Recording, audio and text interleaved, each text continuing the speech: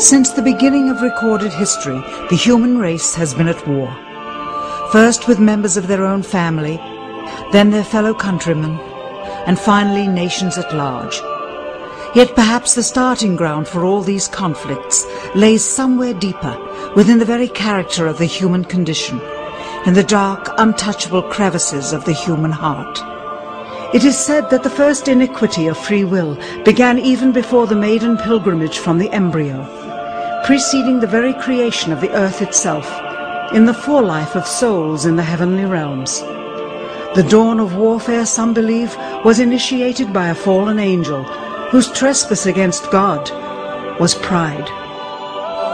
In ancient Babylonia, in an age so long ago that the exact millennium remains in question, the Tower of Babel began construction. It was to be the single greatest achievement of the human race. A tower so tall that its summit would reach the heavens, and by it prove to the world that their race was superior. It would be God's irony that it would never be finished. Time passed, nations fell, a machine age emerged, and once again the ingenuity of the species which held dominion over all others unveiled what was at the time the most monumental accomplishment ever imagined, the largest machine yet constructed.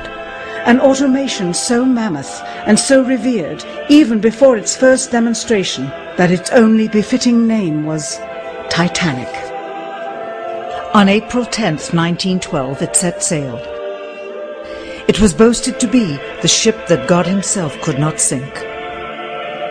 It would be God's irony that the very element that was meant to keep it afloat would cause it to sink. Water, frozen water, in the form of an iceberg. Not even one voyage did it complete. And then the next age embarked into the annals of human history, perhaps the last age, the space age. Competition for victor was unparalleled. Powerful nations spent billions in unabashed rivalry to outdo the other. The Soviet Union launched the first orbiting satellite, the first animal, the first man. They had logged 500% more hours in space than the United States. And in June of 1969, they launched an unmanned probe to the moon to retrieve the first soil sample from another world, just 1 month before Apollo 11. That's how close the race was. Had their unmanned probe not crash-landed into the lunar surface, the first moon rock brought back to Earth would have been by the Soviet Union. Richard Nixon, president at the time, had this to say about the latest work of the human hand. It is the greatest week since creation, the greatest event since the laying of the foundation of the seas, since the origin of the universe itself, since the design and formation of the delicate human eye through which all these things are perceived, was a flying machine with its 2 passengers landing on its closest celestial neighbor and returning from where it came. Perhaps again God's irony lies somewhere within this great boast of humankind. The building of the tallest tower for the sole purpose of standing out among the races was never finished. The machine that was so great that it was said to be untouchable by even God never completed its first voyage. And finally, the crowning achievement of humankind, the greatest boast of the species, the event in human history most associated with pride in our own accomplishments, landing on the moon. 20 years later, and years behind schedule, the same space program couldn't put into Earth orbit a telescope with a lens that focused. And yet 2 decades earlier, a mission 100 times more complicated worked on its first occasion.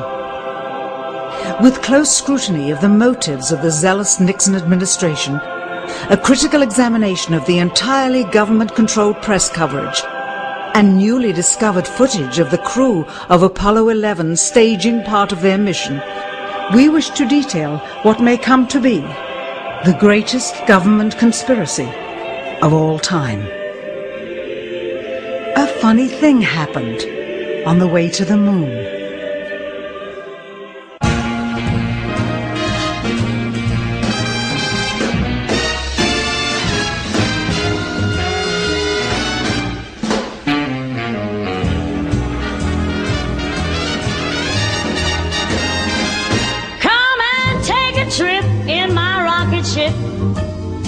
we'll have a lovely afternoon. Kiss the world goodbye, and away we'll fly. Destination moon. We'll travel fast as a light till we're out of sight. The earth will be like a toy balloon. Oh, what a thrill you'll get riding on my jet. A destination moon. Oh, we'll go up, up, up, up. Straight to the moon we two. High in the starry blue. I'll be out of this world with you. So away we'll steal in my space mobile, a supersonic, a honeymoon. Leave your cares below, pull the switch, let's go. A destination moon.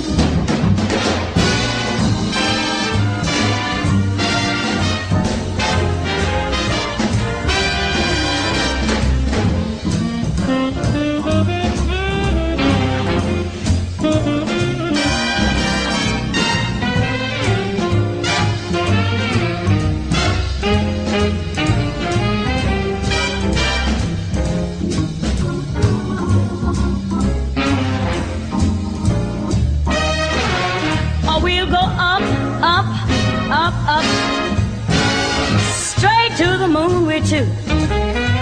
We'll be high in the starry blue. I'll be out of this world with you.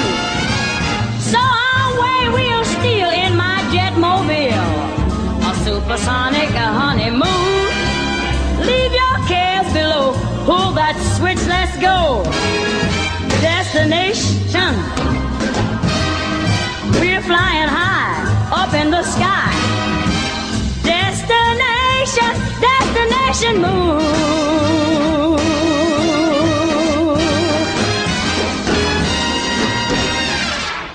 Dr. von Braun, how would you say we stand in relation to the Russians, and do you think we can ever catch up?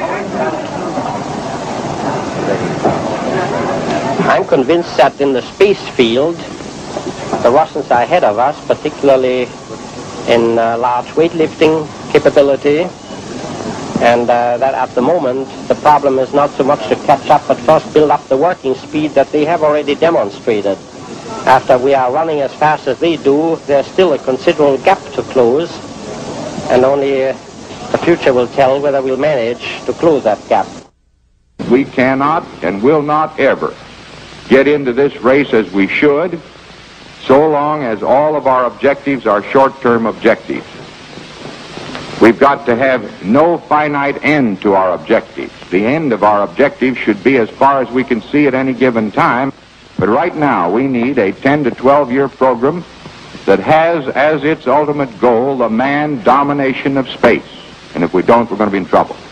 I believe that this nation should commit itself to achieving the goal before this decade is out of landing a man on the moon and returning him safely to the earth. We must assure our preeminence in the peaceful exploration of outer space, focusing on an expedition to the moon in this decade. T-minus 60 seconds and counting. We passed T-minus 60. 55 seconds and counting. Neil Armstrong reported back when he received the good wishes. Thank you very much. We know it will be a good flight. Good luck and Godspeed. 40 seconds away from the Apollo 11 liftoff. All the second stage tanks now pressurized. 35 seconds and counting. We are still go with Apollo 11. 30 seconds and counting.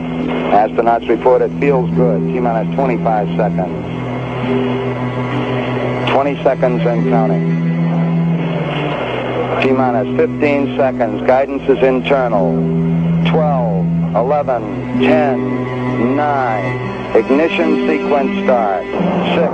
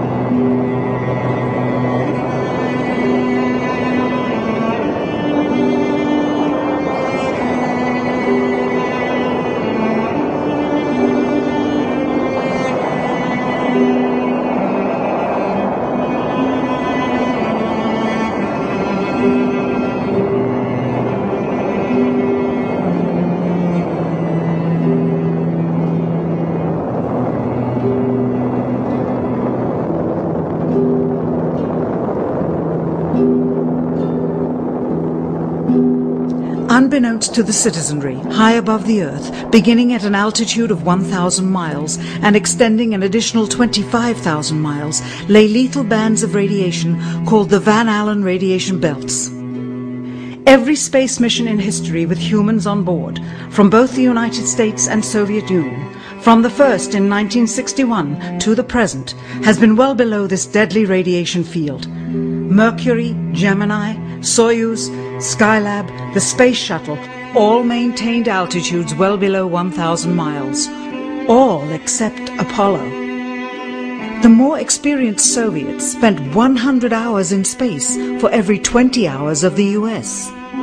In order to survive the hour-and-a-half journey through this radiation field necessary to reach the moon and return, solid lead shielding between the astronauts and the exposure outside would be required.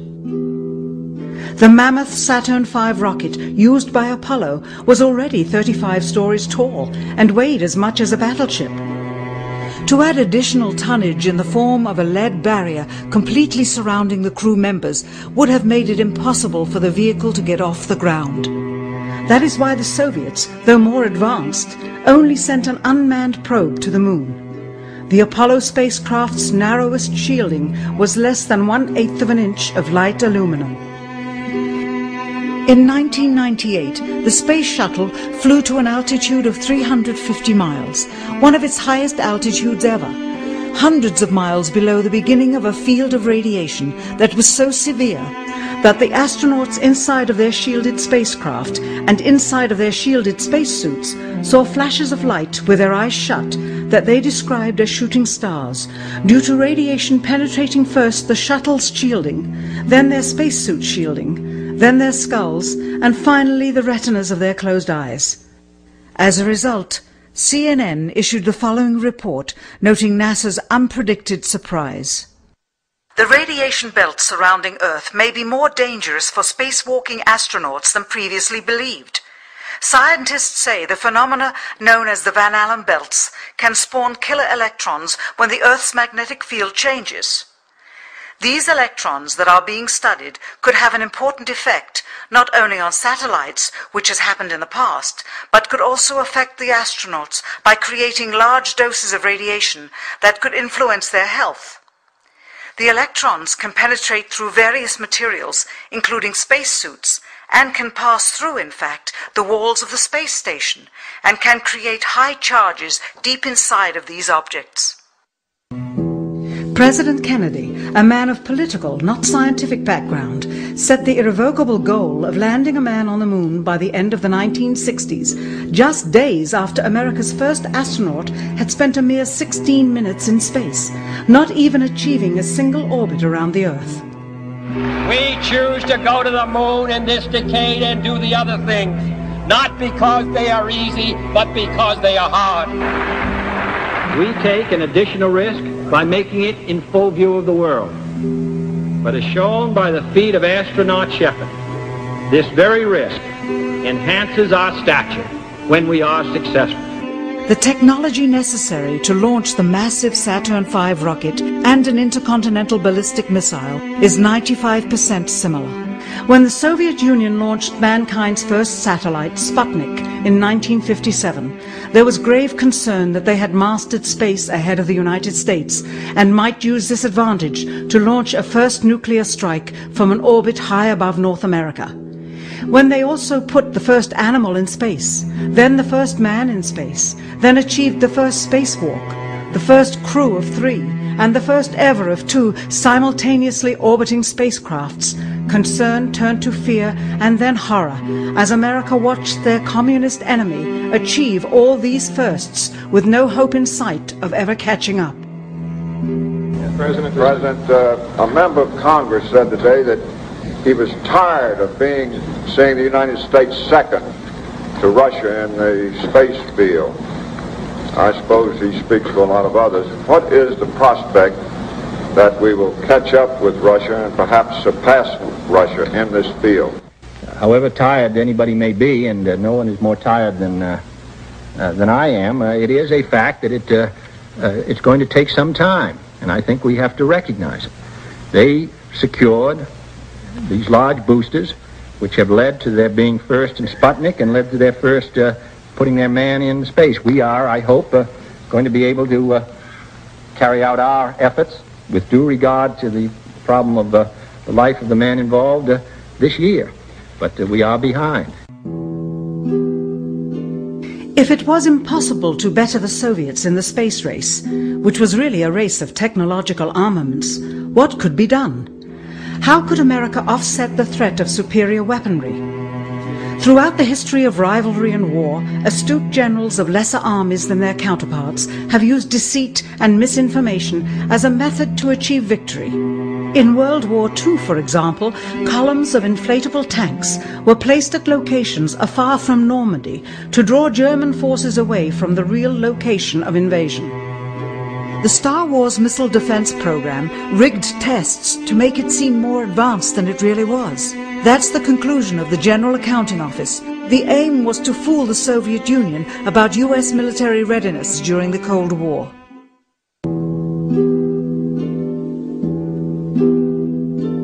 Certainly, it was not possible to fool just the Soviets about US strategic capability in the 1960s, while somehow informing 200 million Americans of the truth secretly. In order for them to believe the United States had the capability to go to the moon, everyone would have to believe it.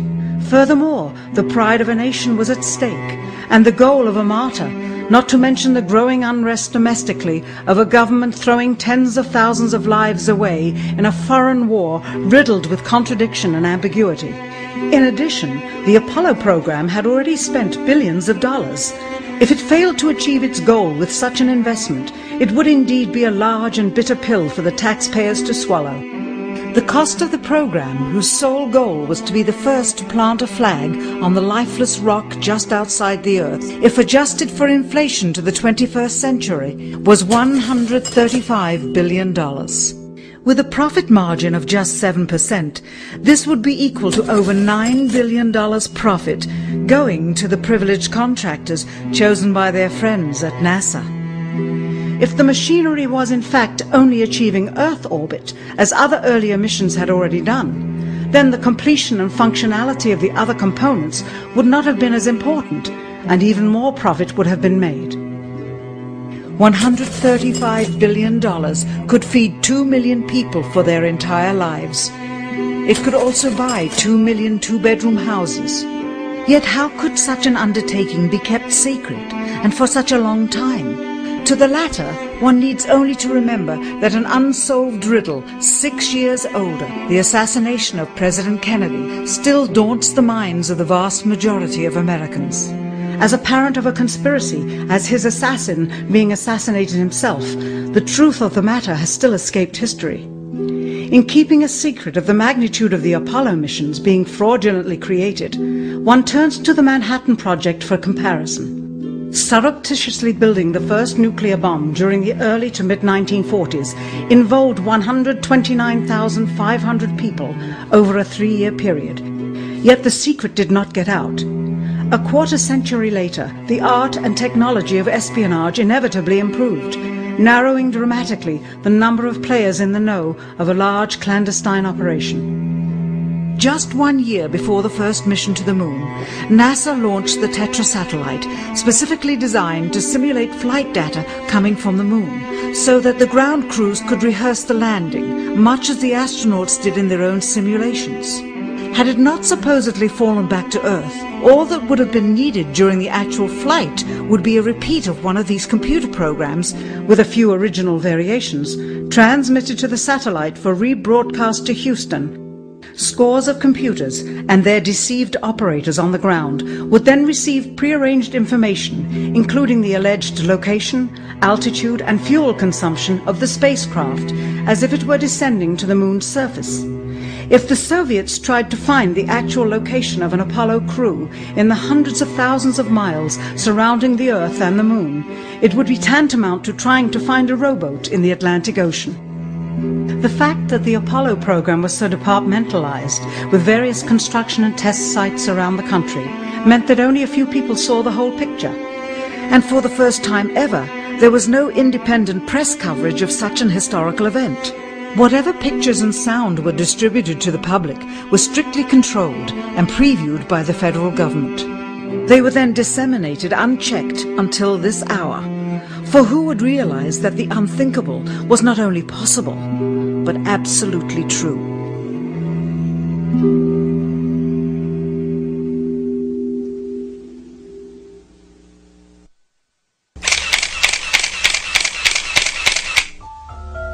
And what of the photographs? What do they tell us? On 3 separate occasions, our office asked NASA's Public Relations Department for every single picture of an astronaut on the surface of the moon, just during the maiden voyage of Apollo 11. Many duplicates were sent. In all, fewer than 20 pictures were found, including first-hand investigation on site at the agency's vaulted archives. Quite surprising, considering the historical significance of the event. These very photographs are the same ones circulated year after year on anniversary commemorations. It is estimated that in just the first 60 minutes on the moon, motivated by the tenuous nature of the circumstances, many more exposures could have been expediently taken. Also surprising is the scarcity of photographs of the mission's chief pioneer, Neil Armstrong. The greatest achievement in human history, and of the man whose first step echoed around the world, dawning a new age of scientific enlightenment, there is only one full-body picture of him on the moon, besides this ghostly reflection. This one, taken by an automatic camera mounted on the side of the lunar module. Perhaps he feared liability should the whole conundrum later become unraveled. Perhaps he has forgotten that he attested to the authenticity of the event with his signature on this plaque engraved by the federal government. In fact, in the more than 30 years since the event, aside from NASA's initial press conference and the occasional brief anniversary remarks where few questions were permitted, he has never given one on-camera interview to anyone, ever. From an analytical standpoint, photographic anomalies have to be sought out with an understanding of lighting and shadows. The most straightforward is simple. When objects are lit solely by the sun, as all the scenes on the moon were said to be, after all, lighting equipment was not only impractical, it was unnecessary in bright sunlight, then all shadows, regardless of the landscape, will run parallel with one another and never intersect, as shown by this example. In these seldom seen photographs, obtained from a rarely used auxiliary NASA archival site, it is clear that these scenes were lit with artificial light. These shadows, which are cast at different angles, are evidence that a second light source is being used. In addition, the sun would not cause an isolated hotspot like this, only an artificial light would. Again, intersecting shadows and another hotspot. And again. And again. It is simply impossible for this picture to have been taken with sunlight on the moon. Here, the shadows are shown to be as black as pitch. And yet here, completely in a shadow, the astronaut is lit up like a Christmas tree. How can this be? Or this, on the shadow side of the lunar module. In this magnification of an Apollo photograph, a rock, very likely a papier-mâché prop because of the crease here, is categorized with the letter C. In later releases of the same picture, the letter is gone, probably airbrushed out. Here a crosshair, which was burned directly into the image from the film plate, and thus should always appear on top of the objects in the photograph, appears behind the object in this scene, clearly revealing a composite of 2 pictures into one. Someone apparently forgot to create a burn crater underneath the lunar module's 10,000-pound thrust engine, despite the fact that during ground tests there was a real concern for the vehicle falling into the hole the engine created as it descended. Here is a Norman Rockwell depiction drawn just 2 years earlier based on the latest specifications and scientific data. In these enlargements, it looks as though the lunar module was simply placed there. Not even one speck of moon dust on the landing pod. As a result, all subsequent flights had to have the same discrepancy, which was explained away by the effect of no atmosphere. And what about stars? On the moon, with no atmosphere, they must have been quite a sight to behold. Yet there is seldom any mention of them, if ever, by any of the astronauts on any of the missions. Undoubtedly, creating a mural with all the constellations properly placed in the sky would have been virtually impossible to create accurately, much less realistically. A competent amateur astronomer would have been able to call attention to the slightest error in measurement. The answer? Not to talk about the stars. Ever. In their post-flight press conference, it was the only question to which Neil Armstrong responded with an absence of memory. When you looked up at the sky, could you actually see the stars and the solar corona in spite of the glare? We were never able to see stars from the lunar surface or on the daylight side of the moon by eye without looking through the optics. I don't recall during the period of time that we were photographing the solar corona what stars we could see. I don't remember seeing any. Years later, though, Michael Collins would remember seeing the elusive stars and wrote about them in Expeditions to the Moon. It seems his memory improved the older he got. Why don't stars appear in any of the photographs? Simply because the proper, mostly closed exposure setting for the camera's iris, set that way to compensate for the bright sunlight on the moon's surface, completely diminished the faintness of relatively distant specks of diminutive light. This answer is true. It does not, however, explain why they never took any pictures of the stars by themselves, with an exposure setting perfect for them. While they took 3 automobiles to the moon, they never took a photographic telescope. Had they done so, they would have been able to see farther into the universe than had ever before been realized. If they had taken a telescope and were not actually on the moon, they would have had to concoct undiscovered galaxies that might one day prove to be non-existent. The cost of the 3 moon rovers in 21st century currency? Nearly $60 million each, though they had fewer parts than a Jeep. Where was all this money going? Then there's the flag, blowing in the wind, at least twice, on the atmosphereless moon. We can only guess that most of the missions were staged inside for fear of possible aerial or satellite reconnaissance from an unfriendly nation. The backpacks, designed for 1/6 gravity, must have had the cooling systems removed to allow for movement without falling over. With very near and hot studio lighting, that left one hot astronaut inside. Assuming that it was the astronauts inside after all, their faces were always covered. The necessary mammoth amounts of air conditioning were probably responsible for the air current. Here the editor cuts to a still shot of the flag, just as the effect becomes noticeable. Here it is unchecked. This rare clip, attained decades ago, was never re-released with the inevitable increase in experience and scrutiny. To demonstrate 1/6 gravity, a bouncy, floaty feel to the astronauts' movements would be similarly achieved with relative simplicity.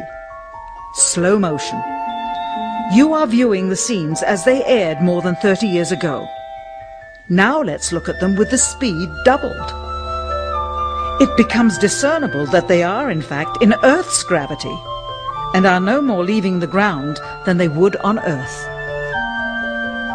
It is clear from these rarely seen color television pictures that the crew of Apollo 11 brought a high-resolution color video camera with them on their mission, yet the only pictures broadcast live from the moon's surface were these from a low-definition black and white camera. In fact, the networks complained because in addition to this, they were forced to shoot the images, second generation, off of a projection TV of the technology of 30 years ago, and were not even allowed to take a direct feed, which further degraded the quality and clarity of the images. Perhaps this was precisely what NASA and the federal government had in mind. After all, it was a first, regardless of where they were. Better to open up their debut mission with fuzzy pictures and numerous blackouts, rather than show too much revealing detail of a false scene that was yet unproven. And finally, the element that seals their fate. Of all the footage of Apollo 11 requested from NASA over a 5-year period, one gem was discovered just before the completion of this documentary. An old reel received by mistake. It contains the raw or unedited footage of the crew of Apollo 11, Michael Collins, Edwin Aldrin Jr. and Neil Armstrong, staging part of their mission for nearly an hour in living color, with exceptionally clear behind-the-scenes audio of conversations discussing the techniques used to achieve a disingenuous picture depicting the Earth at a distance, in order to falsely demonstrate their far journey from it and their ability to survive passing through the Van Allen radiation belts. It cannot be misconstrued that this staging was done for some other reason prior to the mission, for the reel itself is slated and dated July 18th, 19th and 20th, 1969, the very days of the mission when they were said to be approaching and achieving lunar orbit. Furthermore, it is apparent they are in genuine zero gravity aboard the actual spacecraft, necessary to convince the mass media of their authenticity, just not any further than Earth orbit, as you will see.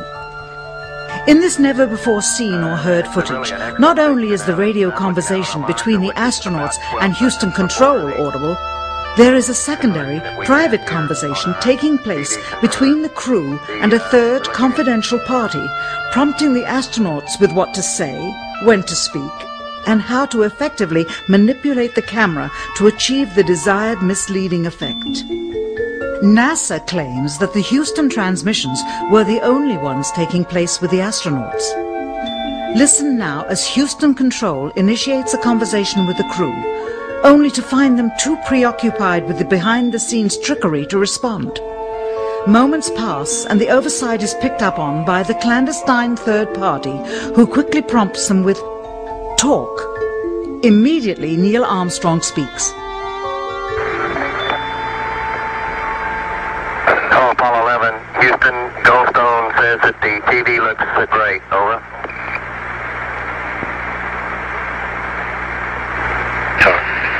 Okay, Roger, we're coming in on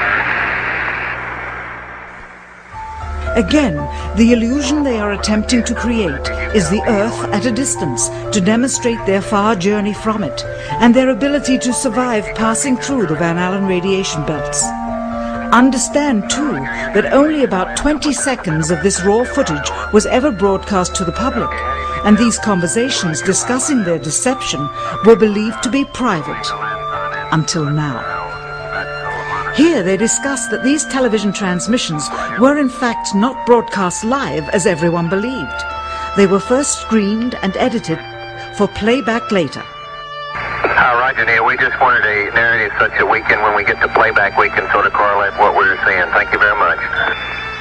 Here they discuss the fact that they have turned out the lights and have blocked out sunlight from entering the spacecraft through the other windows, as to not cause any reflected light to fall onto the spacecraft's wall in the foreground. Okay, very good. Well, we shut out the sun coming in some of the other windows into the spacecraft, so it's looking through the number one window, and there isn't any reflected light. The reason this was done is so that the truth of the matter would not be revealed. It is this. Though the federal government would have you believe that this is a view of Earth from a distance out of the spacecraft's window as it nears the moon, it is not. What they have ingeniously done is placed the camera at the back of the spacecraft and centered the lens on a circular window in the foreground, outside of which it is completely filled with the Earth in low orbit.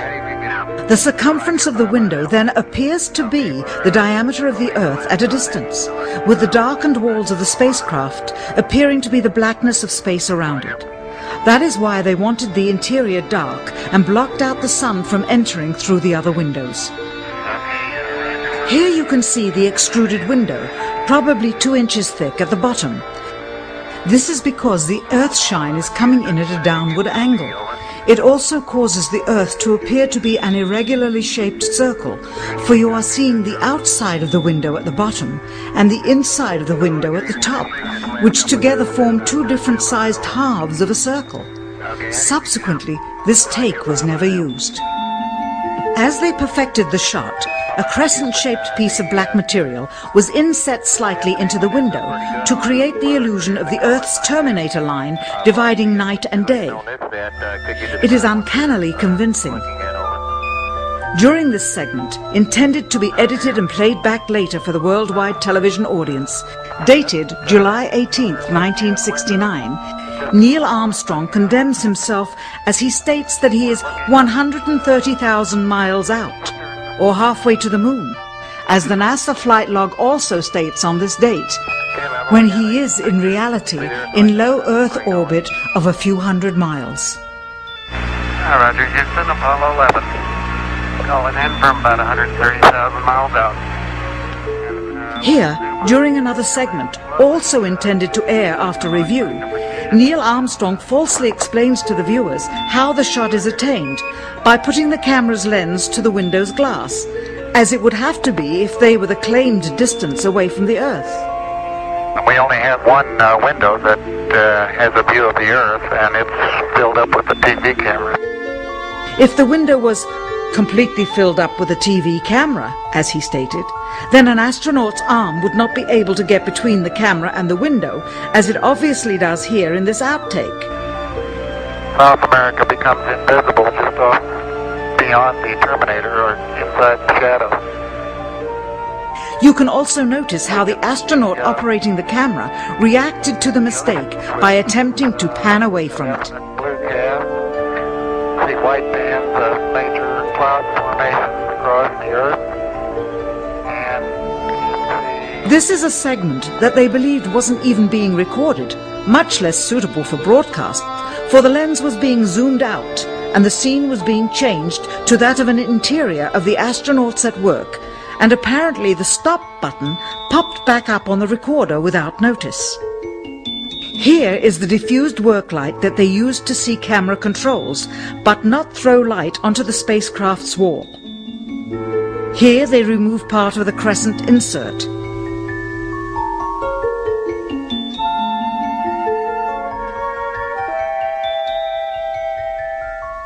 Finally, the iris is opened up and you can see the real location of the camera and the very bright and near Earth out the window. Here is the slate for the 19th of July, and the same shot of trickery on the 19th of July, and then the 20th, and the same misleading shot on the 20th. Later that evening, they were said to be walking on the moon. How can this be when they were in Earth orbit only 9 hours earlier, and the moon is some 3 days' journey away? Furthermore, if they genuinely went to the moon, why would they be faking any part of it? Why this trickery with the window? By faking being halfway to the moon, it becomes apparent that they did so because they could not even go halfway. It thus confirms that the stumbling block to their success was the lethal radiation of the Van Allen radiation belts.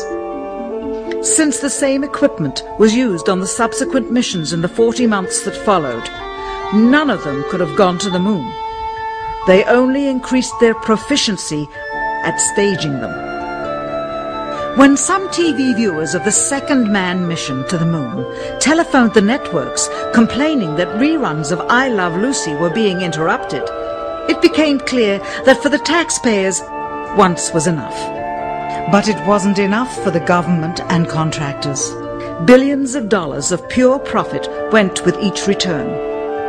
How coincidental that the following mission would have the element of life and death jeopardy. Apollo 13. Now the public would take going to the moon more seriously and be reconnected with the drama. We now realize that perhaps the reason Neil Armstrong has never given an on-camera interview is because he doesn't want to lie anymore. What threats may have been made upon such honorable men or their families to possess their reluctant cooperation and later ill feelings towards perpetuating this still darkened hour in American history. NASA's highest-ranking official, James Webb, resigned without explanation just days before the first Apollo mission. Why, when he was on the threshold of achieving the greatest accomplishment of his career? All 3 Apollo 11 astronauts also resigned shortly after their return. On the 25th anniversary of the event in 1994, Neil Armstrong made a rare public appearance and held back tears as he spoke these brief cryptic remarks before the next generation of taxpayers as they toured the White House. Today we have with us a group of students among America's best. To you we say, we have only completed a beginning. We leave you much that is undone. There are great ideas undiscovered, breakthroughs available to those who can remove one of truth's protective layers. He is that layer. Perhaps someday soon, with the uncovering of this footage and its meaning, the true patriots of America will rise up or come forward and free the citizens and themselves from the sin that so easily entangles and from a federal government that needs to have the gangrene cut off. Even if the government's destruction would come from the truth, then it is not worthy to stand, and its betterment would inevitably follow. All of us are mortal. All of us will die. Perhaps the seeking of a clear conscience before that hour will motivate the truth into the light. Perhaps as citizens we should offer amnesty for this and other crimes of history, for facts from those involved, before the truth perishes with them. Why must we wait until the year 2017 to open the Kennedy assassination files? Perhaps they will not even be opened then, for the law that reluctantly stipulates their release says so with this clause, quote, with the exception of documents certified for continued postponement by the President. Whoever believes the citizens to be too immature for the truth are too immature for power. The truth will always set us free.